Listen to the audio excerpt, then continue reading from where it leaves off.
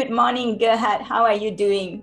I'm fine. It's nice weather here in Amsterdam. Happy to hear that you have woken up to a beautiful morning in Amsterdam, and I'm kind of envious because right now a thunder tropical storm is gathering outside my window. I'm going to have some big rain here in Singapore soon, but that's not going to dampen my spirit. In fact, I'm so excited that we have this opportunity today to sit down with you and have this fireside chat to get our community to know you better. So, congratulations again on your appointment as the new chairman of the Industry Advisory Board of the Digital Standards Initiative. Could you tell us a little bit more about yourself, where you come from, what you have done in your long industrious career, and what has got you here to be involved intimately in the standards work? My name is Gerard Hartsink. I'm a Dutch guy. I worked for a substantial part of my life in the banking industry. And that's where I learned how to cooperate with competitors. So my experience is very much based on international industry programs, such as in the payment industry and in the forex industry.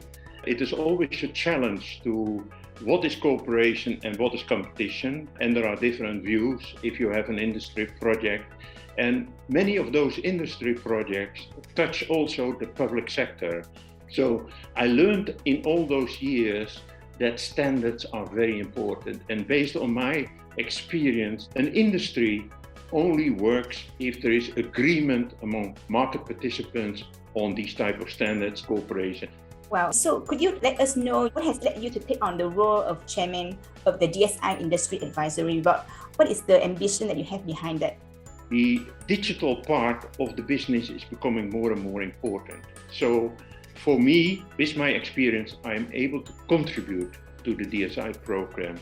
And I'm a guy who likes to get the things done. Only producing papers in industry bodies is not helpful for the industry. It costs a lot of time, energy. But in the end, it has to do with getting an agreement and getting the things done by adopting whatever type of standards you support. Yeah, that is actually a very ambitious agenda and also a very realistic one that the world needs. We all know where the problems exist. We have talked about some potential solutions, but not yet enough action has been produced to actually move us from point A to point B. So what is the scope of this industry advisory board that you think will be able to get us where we haven't been before? So the ICC DSI program tries to align all parties for the standardization of business processes and data formats across all relevant industries and geographies. It is not only focused on B2B, but also business to government. And the DSI program has no intention to duplicate what is already happening in standard development organizations. So we like to cooperate with any standard development organization to get the things done for the purpose of the DSI program. That's fantastic. From that mission and from that scope in mind, how do you actually construct an inclusive industry advisory board that is representative of all geographical regions and the different industry sectors that are involved in trade and global supply chain? That was indeed a challenge.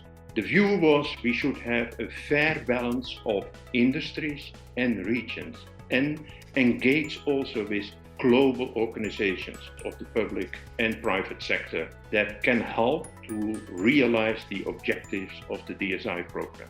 Setting the agenda from the different perspectives is very important, and the board members are also very important for adoption and creation of the recommendations for adoption.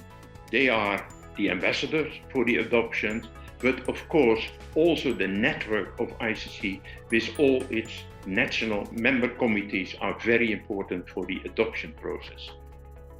That's interesting. So if we hear you correctly, the most important near-term agenda for the IAB is actually to set the priorities of the DSI in the year going forward. And the medium term would be to really help with that adoption journey. There are already a lot of standards available, but what we lack in certain cases is the adoption of the standards. I'm not a believer that all industry will change immediately to whatever type of recommendations on standards we will support in the board.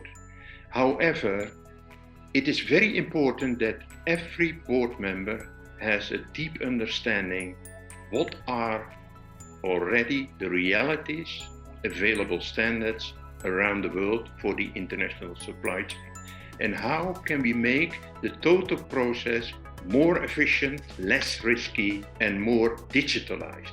We need to have a holistic view. What is the best way forward for the industry as a whole? Indeed. So if there's one message that you would like our audience to take away today, what would that message be for the community that is following the DSI? I know from experience that under the umbrella of ICC, we have a very important organization who is able to deliver key messages to the public sector around the world.